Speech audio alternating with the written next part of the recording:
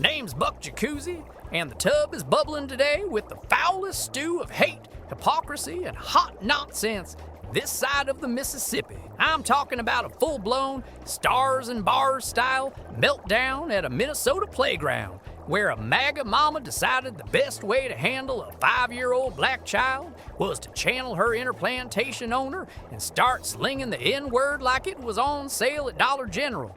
And y'all, the real kicker, MAGA's treating her like she's Rosa freaking Parks. Now, before we dive into this sizzling mess of public racism, white tears, and GoFundMe grifting, let's take a quick soak back in time.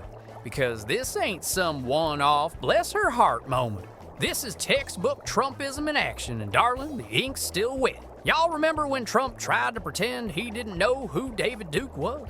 Like he wasn't sure if he should disavow the KKK or RSVP to the next cookout. I want to ask you about the Anti-Defamation League, which this week called on you to publicly condemn, unequivocally, the racism of former KKK Grand Wizard David Duke, who recently said that voting against you at this point would be treason to your heritage. Will you unequivocally condemn David Duke and say that you don't want his vote or that of other white supremacists in this election? Well, just so you understand, I don't know anything about David Duke, okay? I don't know anything about what you're even talking about with white supremacy or white supremacists. So I don't know. I mean, I don't know, did he endorse me or what's going on? Because, you know, I know nothing about David Duke. I know nothing about white supremacists. And so you're asking me a question that I'm supposed to be talking about people that I know nothing about. Or how about when he called neo-Nazis in Charlottesville very fine people? Should have been Charlottesville to protest. Excuse me, they didn't put themselves down as neo, and you had some very bad people in that group. But you also had people that were very fine people on both sides. You had people in that group, excuse me, I saw the same pictures as you did. You had people in that group that were there to protest the taking down of, to them, a very, very important statue and the renaming of a park from Robert E. Lee to another name. Well, no, George Washington was a slave owner. Was George Washington a slave owner? So will George Washington now lose his status? Are we going to take down, excuse me, are we going to take down statues to George Washington? How about Thomas Jefferson? What do you think of Thomas Jefferson? You like him? Okay, good. Are we going to take down the statue? Because he was a major slave owner. Now, are we going to take down his statue? That wasn't just a slip of the tongue. That was a dog whistle played on a bullhorn. And don't even get me started on the time he told 4 congresswomen of color to go back to where they came from. Spoiler alert, they were all born here. But Trump's racism don't come with a return policy. It's all sales final. And now, in the year of our Lord, the 2025, he's still playing greatest hits from the bigotry jukebox. This man nominated a guy for U.S. attorney who literally giggled through a podcast hosted by a white nationalist like they were two buddies bonding over lawn care and Mein Kampf. Then he signs an executive order telling truck drivers they better speak English, not cause it makes the road safer, but cause not speaking it makes them look too brown for comfort. President Trump has signed an executive order requiring truck drivers to speak English. The White House says it wants to improve safety on the roads by ensuring drivers can read and understand traffic signs, communicate with traffic safety officers, Border Patrol, and officials at checkpoints. The English requirement is already on the books, but due to a change made during the Obama administration, inspectors were not required to remove truck drivers from the road if they could communicate using interpreters or translation apps. Industry groups praised the executive order, while also admitting the full impact on truck drivers and the industry is unclear. In a statement, an advocacy group representing Sikh Americans said it is concerned the executive order could have a discriminatory impact on Sikh truck drivers and create unnecessary barriers to employment. According to one estimate, 150,000 Sikhs work in the U.S. trucking industry. I mean, hell, 150,000 Sikh Americans drive trucks in this country. But Trump thinks America runs smoother when it runs wider. And as if that ain't enough, under his reign, the Civil Rights Division at the Justice Department lost 70% of its lawyers. like the Titanic hitting an iceberg full of Confederate flags. Justice Department Civil Rights Division says more than 100 attorneys have resigned over the Trump administration's new direction. The Attorney General has said the division's priorities would shift away from issues like enforcing voting rights laws and cracking down on unconstitutional policing, instead signaling a pivot to culture war issues, cracking down on transgender athletes in women's sports, and investigating allegations of anti-Christian bias. Now, the assistant AG says in a recent interview she thinks it's fine the attorneys opted to leave.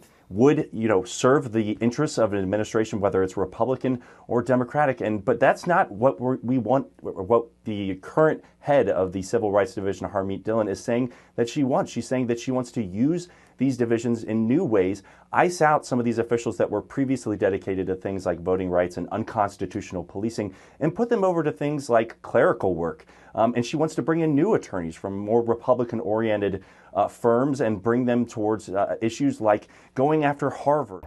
So now that the table's set with a full buffet of Trump-flavored racism, let's get back to our featured dish. Playground Karen and the MAGA money train. Picture this. A 5-year-old black child, reportedly on the autism spectrum, gets into a minor scuffle at a Minnesota park. And this woman, this bleach blonde banshee with a baby on her hip and hate in her heart, decides her best move is to chase that child down and call him the N-word. Not once, not in a whisper, but loud and proud, over and over again, like she was auditioning for a hate crime highlight reel. Did you call him the child? Did you call the child the word? Did you call him the child? Did you call the child the word? It is my own business. You call him a Okay, why don't you have the balls to say it right now again? Okay. All right, that's what you say. You don't go digging through people's you dumb. Nobody digging through your A little kid just did, you dumbass. That little kid, you call him a Yeah. The little child? What if he acts like one, he's gonna... Are you about to hit him? You chase him here?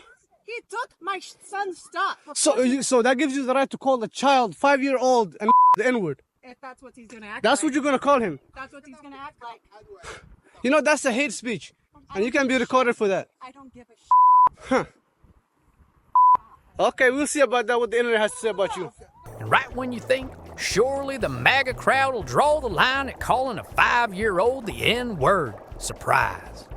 They pass the hat like it's Sunday service, and now she's sitting on a GoFundMe pile of nearly $180,000. That's right, in America today, you can verbally assault a black child, play the victim, and walk away with enough money to put a down payment on your own white ethno-state. Let's talk about the donors. These aren't just grandma's bingo buddies tossing in a couple bucks. Nah, these are folks leaving notes like, white guilt is dead and are glad we're finally sticking up for our own kind. One fella even tossed in $500 with the message, everyone who says the N-word publicly should be a millionaire instantly. And I wish I could say that was satire, but no sir, that's just pure unfiltered MAGA. This ain't support, it's celebration.